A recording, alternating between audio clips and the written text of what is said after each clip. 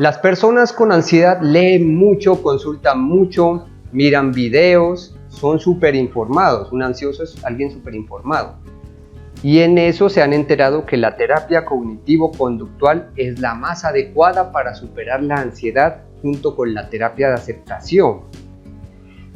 ¿En qué consiste en este tipo de terapias? ¿Cómo curamos los psicólogos especialistas en ansiedad a nuestros pacientes? ¿Qué pasos se dan en esta psicoterapia? Es el tema que vamos a tratar hoy con dos invitadas especialísimas, como siempre para ustedes, los seguidores del canal Libre de Ansiedad y del podcast Libre de Ansiedad y del fanpage Tratamiento de Ansiedad, lo mejor para ustedes, la crème de la crème. Y aprovechamos para ello, vamos a aprovechar para presentar a nuestras dos nuevas psicólogas quienes me acompañan.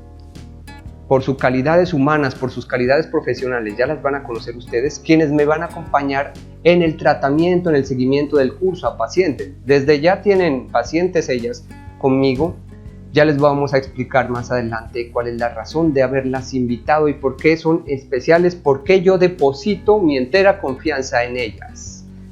Están con nosotros la psicóloga máster en terapias de nueva generación, Ingrid Argüello, y la psicóloga especialista en ansiedad, Isabel Gómez Cancimance. Muy bien, ya les vamos a contar enseguida acerca de ellas y las presentamos en comunidad, por supuesto. Ya saben que soy su servidor, Nelson Arturo, psicólogo especialista en el tratamiento de la ansiedad, director de la página nelsonarturopsicólogo.com, donde vas a encontrar el curso Supera la Ansiedad, donde vas a encontrar psicoterapia en línea, donde vas a encontrar mentoría, donde vas a encontrar todos estos contenidos para que tú te informes y sepas cuáles son las opciones de tratamiento más indicadas para ti. Muy bien, sean nuevamente bienvenidos. Recuerden que en la descripción de este audio, de este video, tienen un formulario para suscribirse a una encuesta automática. En esa encuesta me cuentan su caso, me cuentan su historia, si están tomando medicinas, qué los preocupa, qué síntomas físicos tienen, etc. Y yo la analizo personalmente cada encuesta para decirles cuál es el tratamiento más indicado para ustedes. En algunos casos psicoterapia, para los más jóvenes suele ser el curso Supera la Ansiedad, para otros es mentoría. Vamos a ver, y hay un curso adecuado para cada problema y para cada presupuesto. Entonces, tranquilos por ese lado, se suscriben en esta encuesta y yo verificaré personalmente su caso. Bueno, muy bien. Ya entrando en materia, hoy vamos a hablar cómo curamos los psicólogos, qué hacemos para curar. Y aprovechamos también para presentar a nuestras dos nuevas psicólogas. Bueno, vamos a comenzar con Ingrid Argüello. Bienvenida aquí a la comunidad de tratamiento de ansiedad del canal Libre de Ansiedad, del podcast Descifrando la Ansiedad. Ingrid, buenos días, Nelson, ¿cómo estás? Buenos días, un cordial saludo para ti. Les presentamos a nuestra nueva psicóloga en este proyecto. Ingrid, cuéntanos por qué esa motivación, ese interés de trabajar con personas ansiosas. Bueno, inicialmente quisiera comentarles que yo he tenido episodios de ansiedad, sobre todo tenía mucho temor a exponerme en público. Desde hecho tuve episodios en el colegio en que me generaba muchísimo malestar y tenía mucha activación fisiológica. Esto pues me llevó como a querer indagar más sobre la ansiedad, pues porque pensaba que yo era la única persona que podía estar sufriendo esto y sufría tanto por esta situación, y pues poco a poco fui como informándome, leyendo, ir como manejando mis síntomas. De hecho, esto fue una motivación para poder empezar a estudiar psicología y poder ayudar a las personas que presentan alguno de estos síntomas. Hoy en día ya toda una psicóloga, ya sabes que eso se llama fobia social dentro de lo tuyo y que es muy común en los pacientes que después terminan teniendo ataques de pánico. Sí. Muy bien, y cuéntanos un poco, bueno, en mi caso yo le he contado para los seguidores del canal que hacia los 90 no habían psicólogos como nosotros, especialistas en clínica, maestrías, no había psicólogos generales que sabían un poco de todo. Entonces a mí me tocó curarme a mí mismo. En tu caso, Ingrid, ¿cómo fue tu proceso de mejora de la ansiedad? ¿Te tocó a ti misma o tuviste algún psicólogo que te ayudara en tu proceso? ¿Cómo fue eso? Igual, como les estaba diciendo, me tocó también a mí misma, porque tal vez en ese momento estaba como el psicólogo del colegio que no era tan especialista en este tema, o pues de pronto no podía dedicar el tiempo suficiente para identificar cuál era la raíz de mi problema. Pero pues esto me llevó, como les decía, a querer que yo con el tiempo empezar a estudiar psicología y no me quedara únicamente con la especialización, sino que también por esto realicé la maestría en psicología clínica para poder brindar una mejor atención a mis consultantes, porque creo que el poder comprender cómo ellos se sienten frente a estos estados que son tan molestos necesitan de una ayuda especializada, y no pienso que nosotros los psicólogos tenemos una gran responsabilidad para atender este tipo de consultantes. Muy bien. Aquí voy a hacer la aclaración. Tanto Ingrid como Isabel fueron escogidas por mí. O sea, yo pude pagar a una empresa que me haga la selección de personal, pero sabía que no me iban a llegar las personas como Ingrid y como Isabel, que tienen la motivación y la preparación para trabajar. Yo tuve 2 semanas súper estresantes, que tuve que revisar más de 1000 hojas de vida que me llegaron de múltiples partes. Yo mismo hice las entrevistas personalmente a cada uno de los... De las 1000 quedaron como 50, yo hice 50 y algo de entrevistas, para que lo sepan. De ellas se quedaron Ingrid, Isabel y otras 2 personas que vamos a presentar en un futuro. Entonces, son personas que vivieron la ansiedad, o sea, que pueden entenderlos a ustedes. Y son personas con una formación académica, o sea, son psicólogas y tienen una maestría. Cuéntanos, bueno, de tu formación profesional y explícale a la gente qué es una maestría en terapias de nueva generación. A veces entre psicólogos nos entendemos muy bien, ¿no? Ay, sí, maestría en clínica, en organizacional, pero el resto de la gente dice, ¿y eso qué es? Explícale cómo puede servir eso para un paciente ansioso, tu preparación, tu formación. ¿De cuántos años llevas en formación? Uy, ya, en completo ya llevo como 9 años, sí, aproximadamente. Así es para llegar a una maestría. Para tener una maestría son más o menos unos 10 años. Casi. ¿Cómo? Y seguimos, ¿no? Vamos a seguir por doctorado, bueno, y demás. ¿Qué es eso? ¿Cómo le puede ayudar una máster, que es un máster en clínica, en psicología, y cómo le ayuda a un ansioso? Explícanos eso, aterrízanos ese concepto, por favor. Bueno, primero que todo les quiero comentar que soy especialista también, soy especialista en evaluación clínica y tratamiento de trastornos emocionales y afectivos. El poder también tener una especialización es identificar más a fondo cómo poder tratar, cómo poder evaluar muy bien los síntomas de los consultantes y cómo hacer un tratamiento adecuado según lo que esté presentando el consultante.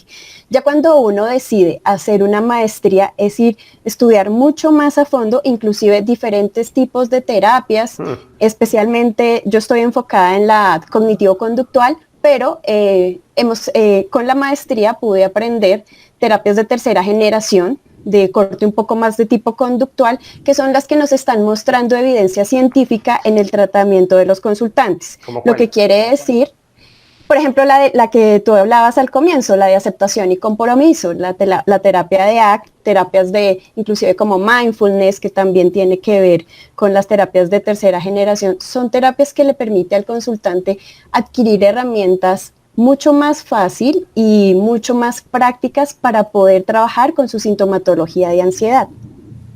Muy bien, muchas gracias, Ingrid. También tengan en cuenta, por favor, que este humilde servidor es un ser humano y no tengo el don de la ubicuidad. Me encantaría tratar a todo el mundo, todos los pacientes hispanohablantes, pero eso es físicamente imposible. Ya mi agenda está llena y por eso es que requiero ayuda. Requiero ayuda de personas que conozcan la ansiedad, ojalá de primera mano, y que sean especialistas en terapia cognitivo-conductual y terapia de aceptación, tal como es el caso de nuestras invitadas, de nuestras psicólogas que se acaban de unir al grupo, ya están tratando pacientes. Ustedes saben que para delegar mis pacientes a otras personas debo yo tener absoluta confianza en ellas. Por eso el proceso de selección lo realicé yo mismo, como les comentaba. Muy bien, vamos ahora con Isabel. Isabel Gómez, por favor, cuéntanos ¿por qué te gusta trabajar con ansiosos? ¿Qué es lo que te llama la atención de la ansiedad? ¿De dónde viene esa motivación? Bueno, la motivación viene de mi propia experiencia. Yo atravesé por la ansiedad, sentí ese vacío en el pecho, esa incomodidad y busqué ayuda.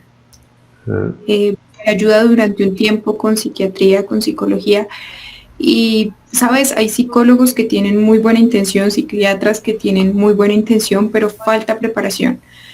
Y en ese caminar, como paciente, creo que sufrí un poco. Luego ya me encontré con una terapeuta de hecho, que me ayudó. Entonces yo estuve del otro lado de la pantalla o del consultorio. Y me parece apasionante ayudar, acompañar más bien. También lo he visto en mi historia familiar, lo he visto en mis consultantes, he visto en mis consultantes también el compromiso, el deseo de avanzar, el compromiso con el proceso. Entonces eso me motiva mucho. Los ansiosos, como decía al inicio, leen mucho, miran muchos videos, son muy informados, a veces da la impresión que van un paso adelante, ¿no? Uno. Exacto, muy comprometidos con el proceso. Uno va aquí, ellos ya están buscando, si yo menciono un nombre, ellos ya saben el nombre. Muy interesante el trabajo. Sí, somos muy curiosos y nos gusta eso, muy bien. Y en cuanto a tu formación, ¿cómo ha sido? Cuéntanos. ¿Cómo ha sido tu preparación en universidades, con pacientes? Cuéntanos eso, por favor, Isabel. Claro que sí, mira, Nelson, yo estudié 5 años mi pregrado de psicología. En esos 5 años, 2 se enfocaron exclusivamente al trabajo clínico, o sea, de la salud mental. Y luego hice mi práctica en un hospital. Y ahí vi la ansiedad de frente, vi la ansiedad a flor de piel, vi la crisis. Digamos que esa fue mi primera aproximación. Después entendí que el pregrado no era suficiente para tratar estas dificultades y decidí tomar mis estudios de posgrado. Ahí asistí niños adultos con problemas afectivos, incluyendo la ansiedad. Entonces soy especialista en psicología clínica. Y también complementé mis estudios con un diplomado en medicina del dolor. Como decíamos, pues la ansiedad, la depresión son también dolores, ¿no? Y ahora estoy aquí. Dolores emocionales, la ansiedad. Y cuando tú tuviste ansiedad, estuviste afectada, por eso puedes entendernos. ¿Te tocó como a Ingrid y a mí salir a ti sola leyendo o tú sí alcanzaste a recibir ayuda? Digamos como pueden ver las personas que están en el canal de YouTube, Isabel es una persona más joven. No sé si ya tú tuviste la oportunidad de contar con psicólogos ya especialistas que te ayudaron. Sí, digamos que eso fue un parte y parte. Inicié por mí misma, ¿no? Leyendo, buscando. Estaba en la facultad de psicología, tenía acceso a información. Pero también entendí que es importante el proceso psicoterapéutico acompañado y me decidí a buscar ayuda. Como te dije, hay psicólogos y psiquiatras muy bien intencionados, pero que les falta un poco de empatía, un poco de información. Afortunadamente, más adelante me encontré con una psicoterapeuta que fue empática, que supo direccionar el proceso y creo que ahora pues estoy curada. Muy bien. O sea, también te tocó en parte como nos tocó a Ingrid y a mí, leyendo, consultando cosas, aplicándolas nosotros mismos también. Como buena ansiosa es muy pilosa, como decimos en Colombia, es decir, busca, lee y aplica. Eso está muy bien, propio de nosotros. Entonces, por eso también es una persona que puede entendernos, la ha vivido, y al igual que Ingrid y mi persona, también la ha tratado. Hemos estado en los dos lados a los dos lados del consultorio. Bueno, y ya vamos a entrar en el tema que vamos a ofrecerles el día de hoy, es cómo curamos. ¿Qué es esto de terapia cognitiva, de terapia de aceptación? los profesores y las investigaciones son muy claras en que la primera fase de la terapia es ofrecerle empatía, se llama técnicamente, ofrecerle confianza a la persona. Luego de eso viene ya una fase de evaluación y se comienza una psicoeducación. Bueno, dicen que esa primera parte es clave, que si tú como psicólogo no hiciste bien esa primera parte, ya te tocaría empezar de ceros. Entonces, ¿por qué, Isabel, esa primera parte de la empatía, de la confianza es tan importante? Cuéntanos, por favor. Bueno, primero yo quiero resaltar esto, y es: la empatía es la piedra angular sobre la que se puede construir el proceso terapéutico.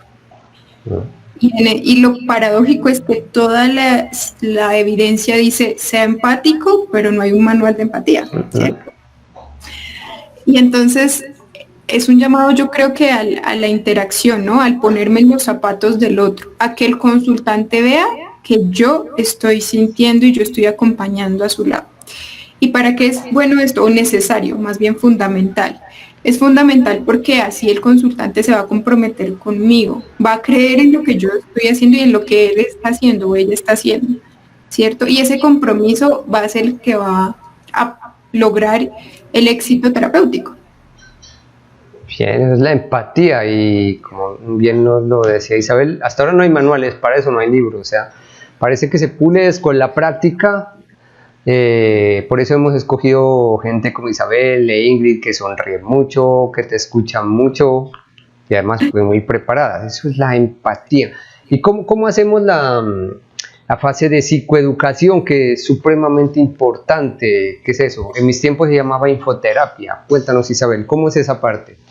Bueno, la psicoeducación es cuando informamos a la persona que está consultando con nosotros qué está pasando, ¿cierto? Le ayudamos a entender qué está pasando en su cuerpo, qué está pasando con ciertos pensamientos, se da cuenta de lo que está sucediendo y a raíz de ello empezamos a hacer los ejercicios, las actividades, los entrenamientos necesarios. Entonces esta fase de psicoeducación le permite a la persona ver, por ejemplo, que el dolor en el pecho no es un infarto, es un ataque de pánico, es algo que sucede en mucha gente y es algo que tiene cura y es algo que no te va a matar. Entonces, digamos que la psicoeducación es, después de la empatía, yo creo que el otro pilar fundamental de la psicoterapia.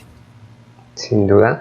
En esa primera parte, que un paciente ansioso quiere que sea rápida, a veces nos exigen en menos de 15 días y nos toca porque el ansioso pues de por sí es acelerado. En cambio que en unos manuales, puede ser europeos, estadounidenses, hablan de 2 meses, ¿no? Pero aquí un paciente ansioso no nos va a esperar tanto. También dicen que debemos evaluar, medir.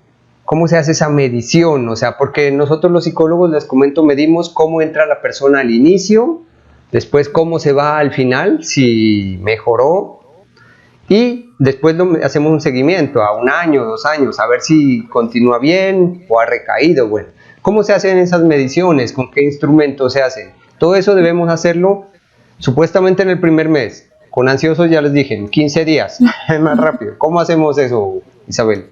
Bueno, además de la observación que hacemos en consulta y de la entrevista, o sea, de lo que el consultante nos cuenta, empleamos instrumentos que nos facilitan lo que tú dices, ¿no? Cuantificar qué tan ansioso está el consultante. Para ello, la ciencia pues ha desarrollado test e instrumentos, pruebas validadas científicamente que nos permiten evidenciar esto, y además empleamos una herramienta, a mi juicio, fundamental, que es el registro, ¿no? El registro es donde el consultante, la persona que está haciendo el proceso con nosotros, pues apunta sus comportamientos, sus pensamientos, sus emociones. Y este registro no solo nos sirve a nosotros para evidenciar, para conocer a este consultante, sino para que esta persona por sí misma empiece a verse, ¿no? Empiece a ver qué está pasando con el pensamiento, qué está pasando con el cuerpo, qué pasa con mi comportamiento, que es algo que no nos detenemos en muchas ocasiones y pues que es importante para realizar un cambio. Correcto, muy bien. Todo eso ya saben que un ansioso toca correr, hacerlo rápido. Bueno, Ingrid, posteriormente a eso, una fase fundamental, ya vamos para la segunda, es que la persona aprenda a controlar los pensamientos catastróficos. Un ansioso, por definición, es alguien que se preocupa de un futuro que nunca va a llegar, y es un futuro trágico. Siempre es que se va a morir, que se va a enfermar, que va a pasar alguna desgracia, que si sube un avión se va a accidentar. Todo para un ansioso termina en catástrofe o enfermedad, que viene siendo lo mismo. Entonces, ¿cómo les quitamos a nuestros pacientes, Ingrid, esas ideas? Ellos nos dicen, ay, quíteme estas ideas, por favor, es que soy muy trágico, y ya ellos van comenzando a entender que son sus pensamientos los que se transforman en emociones y en reacciones. ¿Cómo hacemos, Ingrid, para eso? Bueno, como nos estaba diciendo Isabel, lo primero es trabajar con ellos en psicoeducación e identificar que los seres humanos vamos a pasar por una serie de dificultades en nuestros pensamientos que los psicólogos llamamos o distorsiones cognitivas o trampas de pensamiento. Cuando logramos identificar que este tipo de pensamientos suelen estar en el transcurso inclusive del día a día y vemos que de pronto estos pensamientos que pueden ser tan intrusivos, que generan tanto malestar, llegan allí, uno es identificar qué saco yo con este pensamiento, qué tan cierto o qué tan falso es esa idea que está viniendo a mí. Empezamos a enseñarles a debatir y por medio de los autorregistros a identificar dónde puede estar la distorsión o dónde está la trampa y cómo podemos retarnos a ver este pensamiento de una manera distinta, ¿sí? Aquí algo importante que tú dices, Nelson, y es quiero quitarme el pensamiento, y esto va muy de la mano con otra fase con la que más adelante trabajaremos, y es aceptar que los pensamientos van a venir y no nos los podemos quitar, pero podemos convivir con ellos, sino que simplemente podemos identificar dónde podemos modificarlos o dónde es tan cierto o es tan falso lo que me va a suceder a raíz tal vez de esos pensamientos catastróficos que tú nos nombras. Y ahí hay una herramienta que puede llamarse mayéutica, debate socrático, terapia racional emotiva, como sea, que nos sirve mucho a nosotros, ¿no? Y voy a tomar un ejemplo mío, un ejemplo propio. ¿Cómo harías para quitarme estas ideas trágicas y terribles que tenemos los ansiosos? Por ejemplo, una mía era que le tenía miedo a los fantasmas. Terrible miedo y no me gustaba para nada. ¿Cómo harías? ¿Cómo me cambiarías ese pensamiento? Bueno, primero que todo utilizaría una de las herramientas que usamos nosotros y es el debate socrático. Y te preguntaría lo siguiente, Nelson, ¿cuántas veces has visto tú fantasmas? No, esa hubiera sido la respuesta en aquella época y ahora, ¿no? Nunca. No he tenido el gusto. ¿Qué tan cierto o qué tan falso tú te has encontrado con un fantasma? ¿Te has encontrado con alguno? No. Lo has visto tal vez por televisión y tienes esa idea del fantasma, sí, pero no has tenido problema. Ninguna experiencia de él. No. Si empezamos a debatirla, esta idea sería falsa, ¿cierto? Claro. Si tú no has tenido ninguna experiencia y logras identificar que no te ha pasado nada malo con ese fantasma, ¿te retarías a ver un fantasma o a pensar que la idea del fantasma es diferente? ¿Cómo así que me retaría? Sí. Rétate a pensar diferente si finalmente no has tenido ninguna experiencia con ese fantasma o con algún tipo de fantasma. Puede ser, bueno, muy bien. Bueno, esa es más o menos la idea, ¿no? Obviamente es un proceso que requiere tiempo, un poco más largo, pero ahí se lo pone ya a dudar a la persona, ¿no? Y seguidamente se lo envía a hacer experimentos conductuales a ver si es cierto o no. Por supuesto, en el caso de un fantasma, ya sabemos todos qué resultado va a tener. No va a haber nada, no va a encontrar nada. Muy bien. Y esa es la parte de pensamiento. Viene allí muy unido pensamiento con cuerpo, casi que no se puede dividir. Una fase importante del tratamiento es quitarle el miedo al cuerpo del ansioso. El ansioso le tiene un miedo terrible a asfixiarse, a que el corazón se acelere, por ende que va a morir, también a marearse, bueno, a muchos otros síntomas, ¿no? Isabel, ¿cómo le quitamos el miedo a las personas, a su cuerpo, a su físico, a que vuelvan a confiar en su cuerpo? Bueno, Nelson, como tú mismo decías, la mente y el cuerpo no se separan, ¿no? Eso fue algo que nos dijeron antes y que definitivamente no es así. Entonces, además de hacer uso de las herramientas que Ingrid nos comentó, es importante empezar a trabajar ejercicios de exposición, ¿no? Yo me expongo a lo que le tengo miedo. Yo me expongo a sentir esos pálpitos fuertes. Yo voy y hago ejercicio y me siento ahogado y me siento con el pecho pesado. Y esto es un trabajo gradual, ¿no? No es que entra un consultante conmigo y a los 2 días yo lo mando a una exposición, no. Es un ejercicio paulatino en el que el consultante poco a poco va extinguiendo su temor. Para eso podemos usar diversas técnicas, depende también de las particularidades del consultante, ¿no? Hay gente que le tiene pavor al mareo, hay gente que cree que se va a infartar, hay gente que cree que la garganta se le va a cerrar, hay personas con dificultades gástricas, va a depender de las características particulares de cada persona, sí. Si nos decían que cada caso es como un traje de alta costura, que tiene que estar, una psicoterapia debe ser así, un traje de alta costura, debe estar diseñada para cada cual. Algunos necesitan unos ejercicios, otros no. Yo personalmente, ya tú lo has anticipado, los pongo a hacer ejercicio físico. El ejercicio físico es el gran aliado de perderle el miedo a tu cuerpo, porque tu corazón se va a acelerar y todo te va a pasar, asfixia, mareo, todo eso, y si lo practicas a diario se te va a quitar el miedo a tu cuerpo. Además, eso tiene unos beneficios en cuanto a neurotransmisores. ¿Cuáles son, estimada Isabel? Y recordemos que hay unos neurotransmisores que en ansiedad y depresión se nos bajan, y los estudios los tienen bien identificados, que ejercicio físico, meditación y una alimentación sana hacen que se eleven. ¿Cuáles son esos neurotransmisores?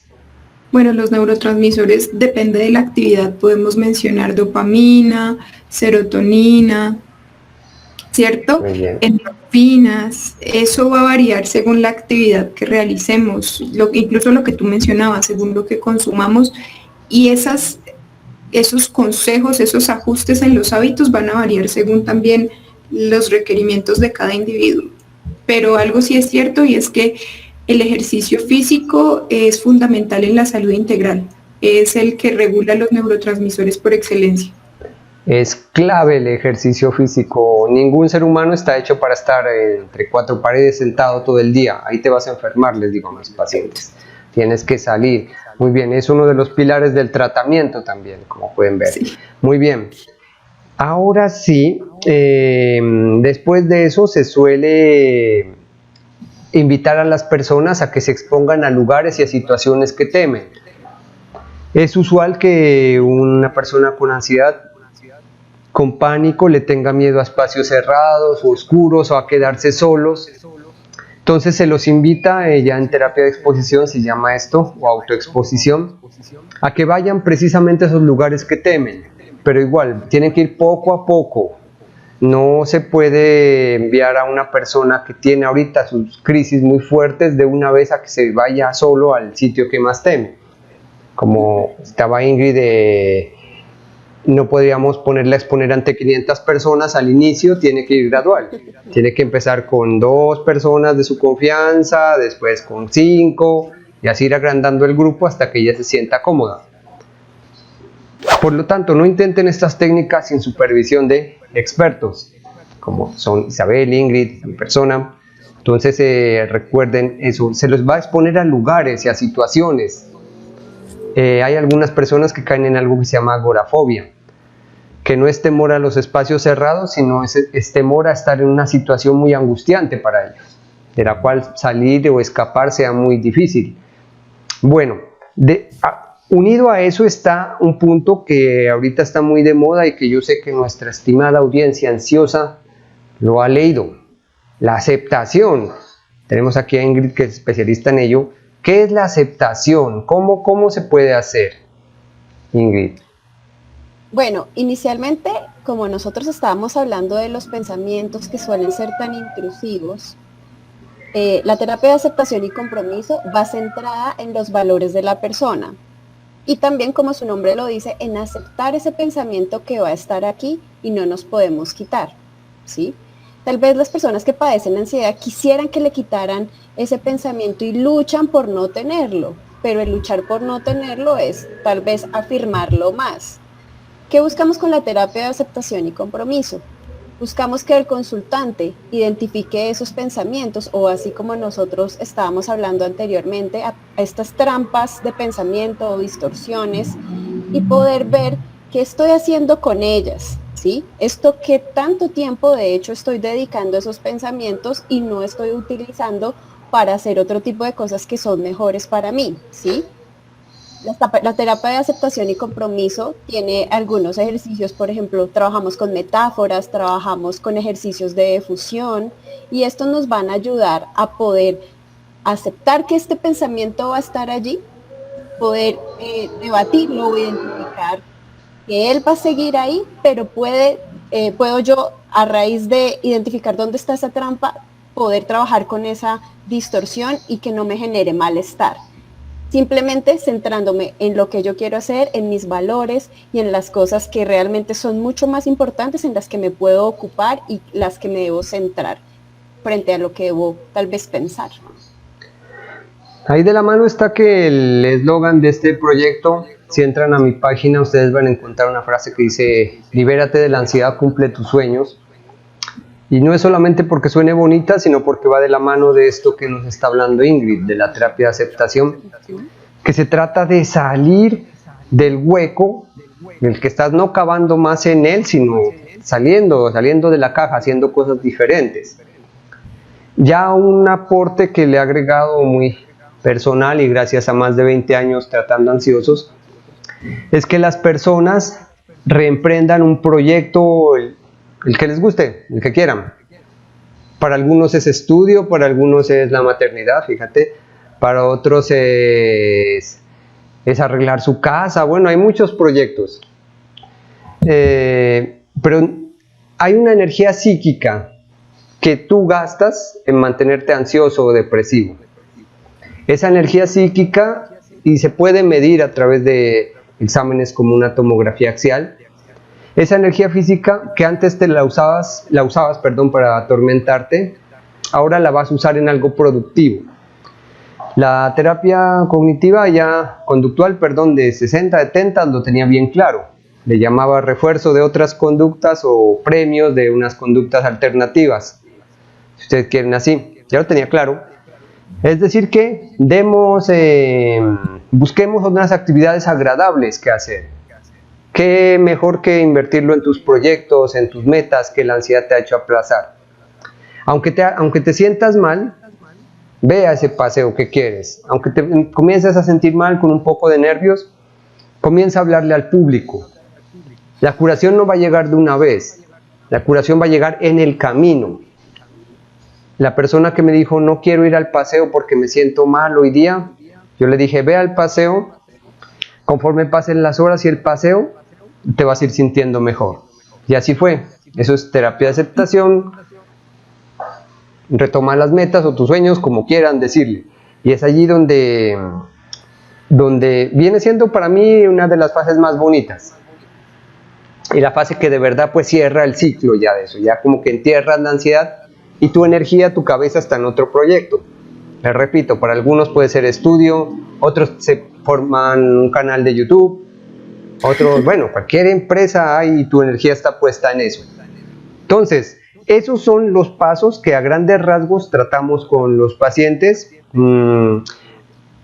Recuerden, no intenten esto sin supervisión de profesionales. Llevamos años, como les comentamos, en esto de experiencia. Les damos sí una visión general, pero como siempre se requiere tutoría, se requiere que alguien te esté viendo y retroalimentando, alguien con experiencia, eso sí. Como les comentaba, también era el objetivo presentarles a nuestras nuevas psicólogas, porque como los decía hace un momento, me encantaría ayudarle a todo el mundo, a todo el planeta, pero eso es físicamente imposible. Ya mi agenda está llena y qué bueno que existan personas como Ingrid y como Isabel que sepan terapia conductual, terapia de aceptación, que hayan vivido la ansiedad, que les ayuden a ustedes. Entonces ya les dije, yo mismo las busqué a través de un proceso extenso de selección de personal. Lo hice yo mismo para dar con las personas idóneas, para confiarle a mis pacientes, a ustedes, a quienes me ven en el canal Libre de Ansiedad, quienes me escuchan por el podcast, a quienes me ven en el fanpage. Entonces ellas son personas idóneas, tanto así que yo me quedo tranquilo cuando alguno de ustedes, mis pacientes, van con ellas. Puedo confiar plenamente en ellas. Muy bien, mi estimada Ingrid y mi estimada Isabel, muchas gracias por su tiempo, muchas bienvenidas nuevamente a este proyecto Libre de Ansiedad. Sé que vamos a ayudar a liberar muchas mentes. Gracias por su tiempo y su atención. A ti, Nelson, muchas gracias. Gracias a ti, Nelson, también. Bienvenidas nuevamente. A ustedes, oyentes y visualizadores, muchas gracias por su atención. Y aquí estamos presentando nuevos integrantes del equipo, muy capacitados con un gran don humano. Muchas gracias a ustedes que nos están viendo. Nos vemos en el siguiente video, en el siguiente audio.